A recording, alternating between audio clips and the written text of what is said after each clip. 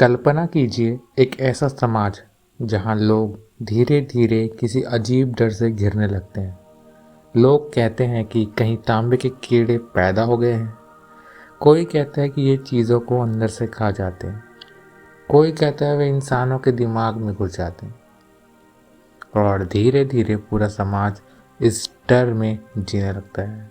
लेकिन सवाल यह है, क्या सच में तांबे के कीड़े होते हैं या फिर यह सिर्फ इंसानों के डर, लालच और कमजोरियों का प्रतीक है। दोस्तों, आज हम बात करने वाले हैं हिंदी साहित्य की एक बेहद रहस्यमयी और अनोखी रचना तांबे के कीड़े के बारे में, जिसे लिखा था प्रसिद्ध लेखक भुवनेश्वर ने। यह सिर्फ एक कहानी नहीं है, यह एक नाटक है जो आधुनिक समाज की मानसिकता को गहराई से दिखाता है। तो चलिए इस पूरी कहानी को विस्तार से समझते हैं। तांबे के कीड़े हिंदी साहित्य का एक प्रयोगात्मक नाटक है। इस नाटक की सबसे खास बात यह है कि इसमें पारंपरिक कहानी की तरह कोई सीधी रेखा वाली कथा नहीं मिलती। यह घटनाओं से ज़्यादा महत्वपूर्ण है माहौल, प्रतीक और पात्रों की मानसिक स्थिति। कहानी एक ऐसे समाज को दिखाती है जहाँ लोग बाहर से सामान्य जीवन जी रहे हैं, लेकिन अंदर ही अंदर बेचैनी और डर से भरे हुए हैं। यह डर धीरे धीरे पूरे समाज में फैलने लगता है और इस डर का नाम है तांबे के कीड़े। सबसे पहले यह समझना जरूरी है कि तांबे के कीड़े आखिर हैं क्या। क्या वे सच में मौजूद हैं या फिर यह सिर्फ एक कल्पना है। नाटक में तांबा एक धातु का प्रतीक है। तांबा मजबूत भी होता है और चमकदार भी, लेकिन जब उसमें कीड़े लग जाएं तो इसका मतलब होता है कि वह अंदर से खराब हो चुका है। ठीक इसी तरह लेखक यह दिखाना चाहता है कि आधुनिक समाज बाहर से चमकदार दिखाई देता है, लेकिन उसके अंदर कई तरह की समस्याएं पल रही हैं। ये सब वही कीड़े हैं जो धीरे धीरे इंसान को अंदर से कमज़ोर कर देती है। नाटक का वातावरण थोड़ा रहस्यमय और असामान्य लगता है। पात्रों की बातचीत भी साधारण नहीं होती।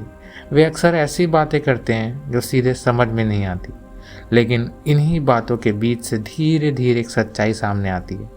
समाज में एक तरह की बेचैनी फैल रही है। लोगों को लगता है कि कहीं कुछ गलत हो रहा है, और इसी बेचैनी के बीच तांबे के कीड़ों की चर्चा शुरू होती है। कहानी में सबसे दिलचस्प बात यह है कि यह डर धीरे धीरे फैलता है। पहले कुछ लोग इस बारे में बात करते हैं, फिर और लोग इस पर विश्वास करने लगते हैं, फिर यह चर्चा पूरे समाज में फैल जाती है। कोई कहता है कि ये कीड़े चीज़ों को नष्ट कर देते हैं, कोई कहता है कि वे इंसान की सोच को भी प्रभावित करते हैं। धीरे धीरे यह डर इतना बड़ा हो जाता है कि लोग हर चीज़ को उसी नज़र से देखने लगते हैं। यही वह जगह है जहाँ लेखक समाज की मानसिकता पर व्यंग करता है। भुवनेश्वर इस नाटक के माध्यम से यह दिखाना चाहते हैं कि समाज में अफवाहें कितनी ताकतवर हो सकती हैं। जब कोई अजीब बात फैलती है तो लोग अक्सर बिना सोचे समझे उस पर विश्वास कर लेते हैं। वे सच्चाई को जांचने की कोशिश नहीं करते, बल्कि डर के कारण वे उस बात को और ज़्यादा फैलाने लगते हैं। धीरे धीरे अफवाह सच्चाई से भी ज़्यादा मजबूत बन जाती है, और यही स्थिति इस नाटक में भी दिखाई देती है। नाटक के पात्र भी बहुत दिलचस्प हैं। वे पूरी तरह से स्पष्ट नहीं हैं। कई बार ऐसा लगता है कि वे खुद भी नहीं जानते कि वे क्या सोच रहे हैं। वे उलझन में हैं, वे डरते हैं, वे एक दूसरे पर शक करते हैं। यह स्थिति आधुनिक इंसान की मानसिकता को दर्शाती है। आज भी कई लोग बाहर से आत्मविश्वासी दिखाई देते हैं, लेकिन अंदर से असुरक्षित महसूस करते हैं। तांबे के कीड़े आधुनिक समाज पर एक तीखा व्यंग भी है। लेखक यह दिखाना चाहता है कि आधुनिक के बावजूद इंसान की समस्याएं खत्म नहीं हुई है, बल्कि कई मामलों में वे और बढ़ गई हैं। लोग तकलीफ, सुविधाओं के बीच रहते हुए भी मानसिक रूप से परेशान हैं। उनके रिश्ते कमज़ोर हो गए हैं।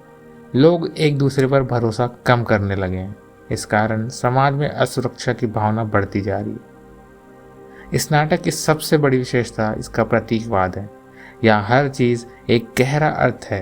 तांबे के कीड़े सिर्फ कीड़े नहीं हैं, वे इंसान की कमजोरियों का प्रतीक हैं। वे इस मानसिक सड़न का प्रतीक हैं जो धीरे धीरे समाज को प्रभावित करती है। भुवनेश्वर चाहते थे कि पाठक और दर्शक इन प्रतीकों को खुद समझे और उनके अर्थ खोजे। इस नाटक का एक बड़ा विषय है इंसान का डर। जब इंसान डर जाता है तो उसकी सोचने की क्षमता कम हो जाती है। वह हर चीज़ में खतरा देखने लगता है, वह दूसरों पर शक करने लगता है, और यही है डर धीरे धीरे समाज को अस्थिर बना देता है। तांबे के कीड़े इसी मानसिक स्थिति को दिखाता है।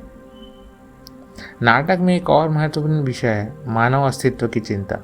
पात्रों को लगता है कि उनकी दुनिया बदल रही है, उन्हें समझ नहीं आता कि भविष्य कैसा होगा। यह अनिश्चितता उन्हें परेशान करती है। यह वही भावना है जिसे आज भी हम आधुनिक जीवन में महसूस करते हैं। भुवनेश्वर इस नाटक के माध्यम से गहरा संदेश देना चाहते हैं। वे कहते हैं कि समाज की समस्याएं केवल बाहर नहीं होती, कई बार वे हमारे अंदर भी होती है। अगर हम अपने डर, लालच और नफरत को नियंत्रित नहीं करेंगे तो वे हमें अंदर से कमज़ोर कर देंगे। यानी तांबे के कीड़े हमारे अंदर भी हो सकते हैं। अगर हम आज के समय को देखें तो यह नाटक और भी ज़्यादा प्रासंगिक लगता है। आज सोशल मीडिया के दौर में अफवाहें बहुत तेज़ी से फैलती हैं। लोग बिना जांचे परखे किसी भी खबर पर विश्वास कर लेते हैं। इसके बावजूद आधुनिक जीवन में तनाव और अकेलापन भी बढ़ गया है। इस कारण कई लोग मानसिक रूप से असुरक्षित महसूस करते हैं। ऐसे में तांबे के कीड़े हमें यह सोचने पर मजबूर करता है कि कहीं हम भी इसी स्थिति में तो नहीं जा रहे। तांबे के कीड़े हिंदी साहित्य की अनोखी और गहरी रचना है। यह केवल एक कहानी नहीं बल्कि एक विचार है। यह हमें यह सोचने के लिए मजबूर करती है कि समाज और इंसान के अंदर क्या चल रहा है। क्या हम अपने डर और कमजोरियों के कारण खुद ही समस्याएं पैदा कर रहे हैं? क्या हमारे अंदर भी ऐसे कीड़े हैं जो हमें धीरे धीरे अंदर से खा रहे हैं?